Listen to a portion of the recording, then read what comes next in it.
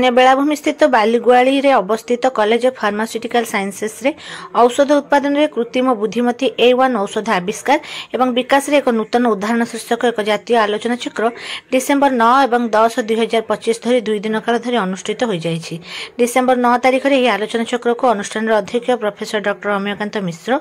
मुख्य अतिथि श्री जगन्नाथ भेषज महाविद्यालय और चिकित्सालय पुरी डीएन डॉक्टर अमरेंद्र नायक, मुख्य वक्ता भाव सीवी रमन ग्लोबल विश्वविद्यालय भुवनेश्वर डीएन डॉक्टर अमय कुमार पृष्टि, दिल्ली स्थित DIPSRU निर्देशक professor doctor Prabhat Kumar Sahu, CPS college संपादिका इंजीनियर रोजा प्रियदर्शी, भुवनेश्वर स्थित AUHS DN Santosh Kumar Mahapatra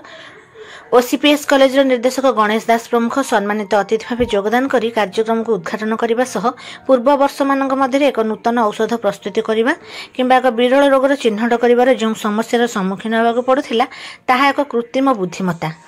AI रो उद्भावन हेबा परे औषध प्रस्तुति और रोग निरूपण उपरे एक नूतन युग आरंभ होईछि, जहा द्वारा कि नूतन प्रकार रोगर औषध अति सहजरे एवं निर्भुल भाव में प्रस्तुत हेबा सह AI माध्यम रे विरल रोगर चिन्हट करा जाय तार उपयुक्त चिकित्सा करा जाय पारुछि। अनुष्ठान संपादक इंजीनियर रोजा प्रियदर्शी उपस्थित छात्र छात्री मानक पाठ पढ़ारे मनोनिवेश करी निजक समाज एक प्रतिष्ठित व्यक्ति भाव गढ़ी तोलिबा उपदेश देवा सहित आज आलोचित विषय वस्तु पर सम्यक विवरणी प्रदान करथिले।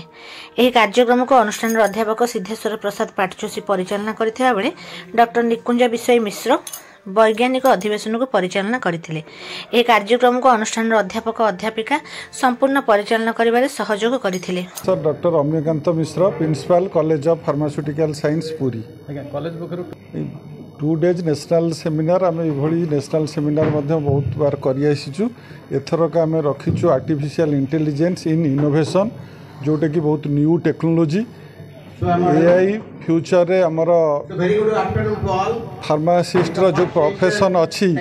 जो डिस्कवरी आमर ड्रग डिस्कवरी करने जो 10 वर्ष लगी जाऊला गोटे न्यू ड्रग आसवाई से AI द्वारा किपरि आम बहुत कम समय भितर ड्रग डिस्कवरी करूँ न्यू ड्रग मार्केट को दे पारू, यहीटा ही तार मूल लक्ष्य। से स्टूडेंट माने आज AI उपर मेसीन लर्निंग एवं डाटा एनालिसिस उपर जानिबा दरकार। फ्यूचर रे जेपरी कंप्यूटर आसिला बेले लोक नुआ नुआ हैरान हेले सेमती AI जेते बेले प्रकृत आसीजिव, तेणु आमर स्टूडेंट जमी ए फील्ड रे भल भाव काम करेंगे से आम सेमिनार रखीचु। 2 दिन सेमिनार रे काली के अतिथि मान अछन जो माने कि पिला मान ठीक मारे बुझाई परबे। आम विभिन्न यूनिवर्सिटी रु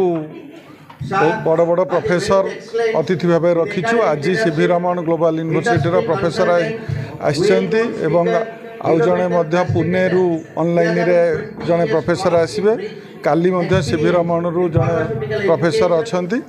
तेणु मु भावुची 2 डेज सेमिनार तांका पई बहुत बेनिफिशियल हो।